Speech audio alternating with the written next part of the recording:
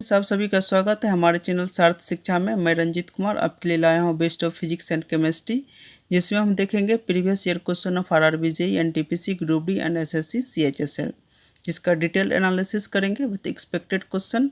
और ये bilingual language की क्लास होगी, जिसमें इंग्लिश और हिंदी दोनों साथ लेके चलेंगे। तो चलिए देखते हैं आज का पहला question. Which of the following non metals has metallic lustre. देखिए ये दोनों ही नॉन मेटल्स है, लेकिन मेटेलिक लस्टर की प्रॉपर्टी सिर्फ आयोडीन में होती है। तो इसका आंसर क्या हो जाएगा? Iodine, option number B. Graphite, graphite से रिलेटेड कुछ इंपॉर्टेंट पॉइंट्स है, तो चलिए देखते हैं। Graphite is an allotrope of carbon which is non metallic but is a good conductor of heat and electricity. Graphite carbon का एक एलोट्रोप है जो अधात्विक है, लेकिन ऊष्मा और विद्युत दोनों का अच्छा संवाहक है।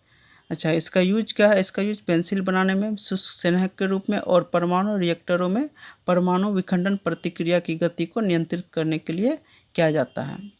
इसकी गति को कैसे नियंत्रण किया जाता है? तो इसके अंदर जो फ्री न्यूट्रॉन्स होती है उसको एब्जॉर्ब करके। थर्ड पॉइंट है, China is the largest exporter producing 75 to 80% of the world's graphite. चीन दुनिया का 75 से 80% ग्रेफाइट उत्पादन करने वाला सबसे बड़ा निर्यातक देश है।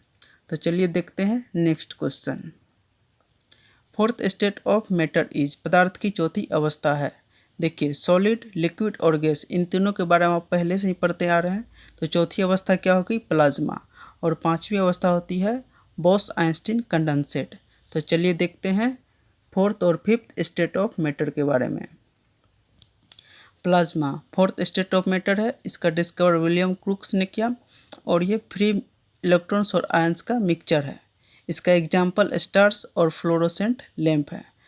फिफ्थ स्टेट ऑफ मैटर है बोस-आइंस्टीन कंडेंसेट, जिसका discover Indian scientist Satyendra Nath Bose ने 1920 ईस्वी में किया, जो रेक्टिफाइड किया गया आइंस्टीन के द्वारा। अच्छा, ये बनता कैसे है? जब आप लो डेंसिटी वाले किसी गैस को लो टेम्परेचर पे सब्जेक्ट करते हैं तो इसका फॉर्मेशन होता है। चलिए देखते हैं next question. Triple point of water is, पानी का त्रिगुणात्मक बिंदु है। देखिए ट्रिपल पॉइंट है क्या? एक ऐसी अवस्था जिसपे सॉलिड, लिक्विड और गैस तीनों इक्विलिब्रियम स्टेट में हो। और ये किस टेम्परेचर पे इक्विलिब्रियम स्टेट में होता है, आपको वही टेम्परेचर बताना है। तो इसका आंसर हो जाएगा ऑप्शन नंबर सी, 273.16 केल्विन। चलिए देखते हैं next question. Moving electric charge produce, गतिशील विद्युत आवेश क्या उत्पन्न करता है? मैग्नेटिक फील्ड, एक्सरे, लाइट रे या हीट वेव उत्पन्न करता है? तो इसका आंसर क्या हो जाएगा? Option number A, magnetic field. जब कोई चार्ज पार्टिकल मूव कर रहा हो तो वो मैग्नेटिक फील्ड प्रोड्यूस करता है, साथ ही साथ वो इलेक्ट्रिक फील्ड भी प्रोड्यूस करता है। और जो चार्ज पार्टिकल रेस्ट में होता है उसे स्टैटिक इलेक्ट्रिक चार्ज कहते हैं, जो इलेक्ट्रिक फील्ड प्रोड्यूस करता है। एक्सरे, एक्सरे क्या है? ये बहुत ही इनर्जेटिक फॉर्म है इलेक्ट्रोमैग्नेटिक रेडिएशन का, जिसका यूज ह्यूमन बॉडी का पिक्चर लेने के लिए किया जाता है। एक्सरे के रिवर्स इफेक्ट को फोटो इलेक्ट्रिक इफेक्ट कहते हैं। ये भी कई बार एग्जाम में पूछा गया है, तो आपको याद रखना है। अच्छा, एक्सरे का डिस्कवर किसने किया? तो इसका डिस्कवर विलियम रोंटगन ने 1895 ईस्वी में किया। लाइट रे, लाइट रे क्या है? यह एक इलेक्ट्रोमैग्नेटिक वेव है। हीट वेव, हीट वेव क्या है? यह ग्लोबल वार्मिंग का एक कॉज है। ठीक, चलिए देखते हैं नेक्स्ट क्वेश्चन।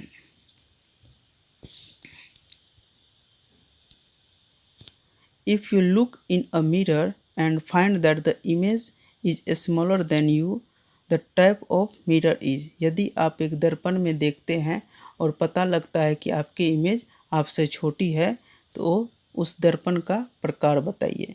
तो दर्पण का प्रकार क्या है? समतल दर्पण, उत्तल दर्पण, अवतल दर्पण, या इनमें से कोई नहीं? तो देखिए इसका आंसर हो जाएगा ऑप्शन नंबर बी, उत्तल दर्पण। उत्तल दर्पण, कन्वेक्स मिरर। इसमें क्या होता है कि हमेशा ही वस्तु का प्रतिबिंब छोटा बनता है। तो चलिए देखते हैं कन्वेक्स और कनकेव मिरर के बारे में।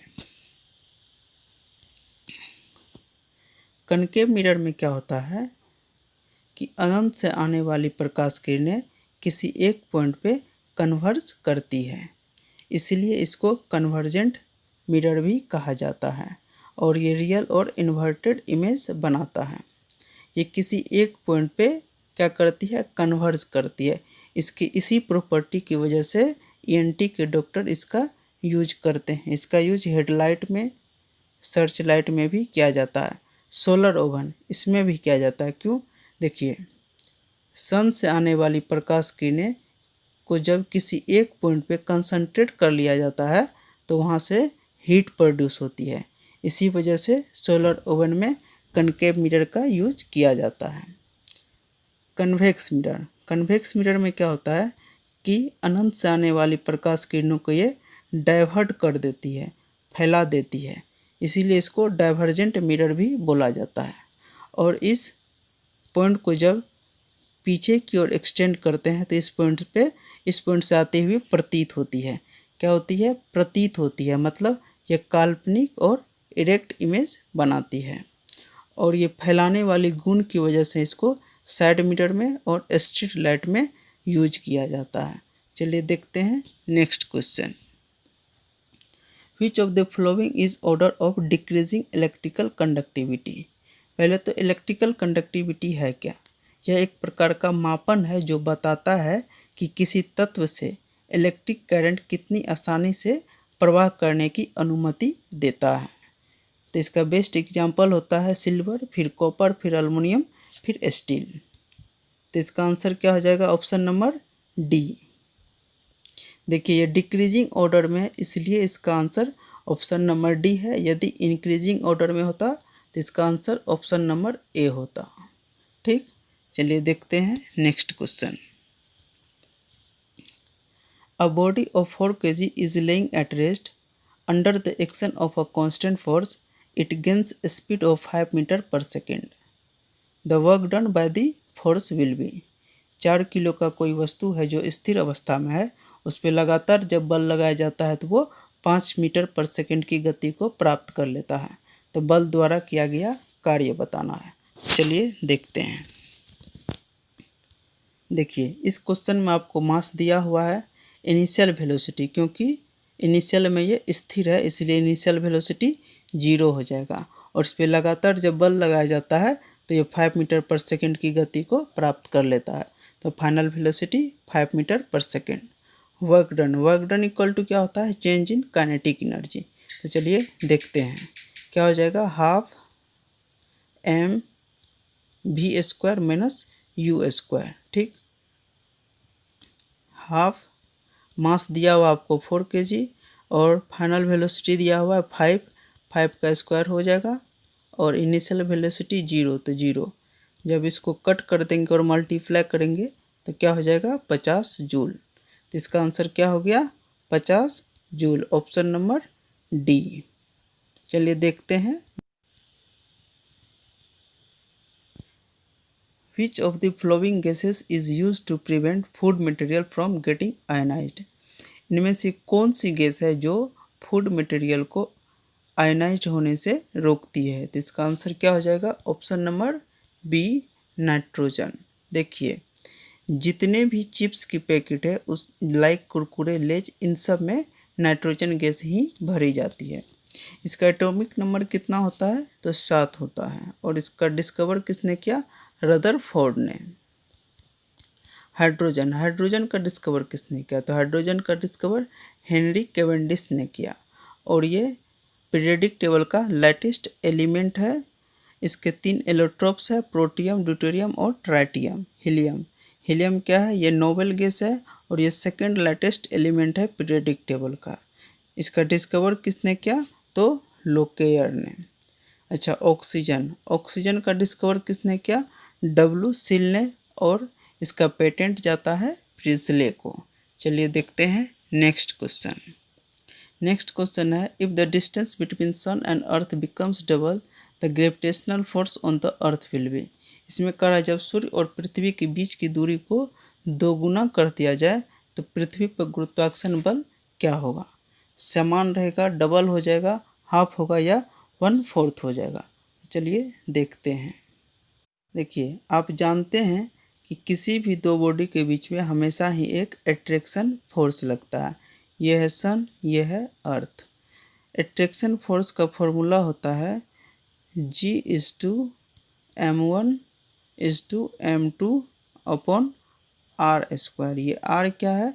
इन दोनों के बीच की दूरी। इस क्वेश्चन में बोला गया है इसी r को दोगुना कर दिया गया है, मतलब 2r का स्क्वायर। तो क्या हो जाएगा, इधर जितना है ये सारा तो कांस्टेंट रह जाएगा और हो जाएगा 1/4। तो इसका आंसर हो गया ऑप्शन नंबर डी, 1/4। चलिए देखते हैं नेक्स्ट क्वेश्चन। अच्छा, इसमें जी का मान बहुत बार पूछ लिया जाता है। तो क्या होता है जी का मान? 6.67 × 10⁻11 newton metre square upon kg square. ठीक, तो ये आपको याद रखना है। चलिए देखते हैं नेक्स्ट क्वेश्चन। नेक्स्ट क्वेश्चन है, if the kinetic energy of a body becomes 256 times its initial value then the linear momentum will be. तो चलिए देखते हैं क्या होगा। इसमें बोला गया है कि गतिज ऊर्जा इसके प्रारंभिक मान से 256 गुना हो जाती है। तो नया रेखीय संवेग आपको बताना है। तो चलिए देखते हैं। देखिए, काइनेटिक एनर्जी और लीनियर मोमेंटम के बीच में एक रिलेशन है कि kinetic energy equal to p²/2m। इसमें आपको इस पर क्या इफेक्ट पड़ा है वो बताना है, इसलिए इस फॉर्म में इस फॉर्मूला को ले आते हैं। क्या हो जाएगा? /2m kinetic energy. इसमें आपको ये दिया हुआ है कि 256 टाइम्स हो जाता है। इसको जब स्क्वायर रूट से बाहर निकालेंगे तो क्या हो जाएगा? 16। मतलब क्या कि 16 टाइम्स हो जाता है इनिशियल वैल्यू का। तो आंसर क्या हो जाएगा? Option number D. चलिए देखते हैं next question. What will be the time period of a pendulum when taken to the moon. एक पेंडुलम का समय अवधि क्या होगा जब चंद्रमा पे ले जाया जाए? क्या होगा? ये सेम रहेगा, डिक्रीज करेगा, इंक्रीज करेगा या जीरो हो जाएगा? तो चलिए देखते हैं। देखिए, टाइम पीरियड का फॉर्मूला क्या होता है? T = 2π/L/G। देखिए, जब चंद्रमा पे ले जाया जाता है इस पेंडुलम को, तो इस जी का मान डिक्रीज कर जाता है। क्या करता है? डिक्रीज कर जाता है। और जब ये डिक्रीज करेगा तो ये टाइम पीरियड का वैल्यू क्या होगा? इंक्रीज कर जाएगा, क्योंकि ये एक दूसरे का इन्वर्सली प्रोपोर्शनल है। तो क्या हो जाएगा इसका आंसर? ऑप्शन नंबर सी, इंक्रीज कर जाएगा। ठीक, चलिए देखते हैं next question. Proton was discovered by. Proton किसके द्वारा खोजा गया? पहले तो प्रोटॉन है क्या?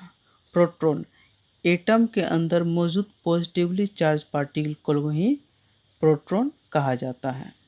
देखिए, प्रोटॉन का खोज किसने किया? गोल्डस्टीन ने किया। कब किया? तो 1886 ईस्वी में। अच्छा, रदरफोर्ड ने किया। रदरफोर्ड ने इसका नामांकन किया 1911 ईस्वी में। ये जेम्स चैडविक ने क्या किया? जेम्स चैडविक ने न्यूट्रॉन का खोज किया और जे थॉमसन ने इलेक्ट्रॉन का खोज किया। देखिए, प्रोटॉन का कभी कभी चार्ज पूछ लिया जाता है। तो चार्ज क्या होता है? 1.6 × 10⁻⁻19। ये पॉजिटिव में होता है। इलेक्ट्रॉन का चार्ज क्या होता है? तो चार्ज यही रहता है, बस ये निगेटिव में हो जाता है। ठीक, न्यूट्रॉन क्या होता है? न्यूट्रल होता है, इसीलिए इसका चार्ज 0 हो जाएगा। ठीक, तो आज के लिए इतना ही, फिर मिलेंगे अगली क्लास में। तब तक के लिए धन्यवाद।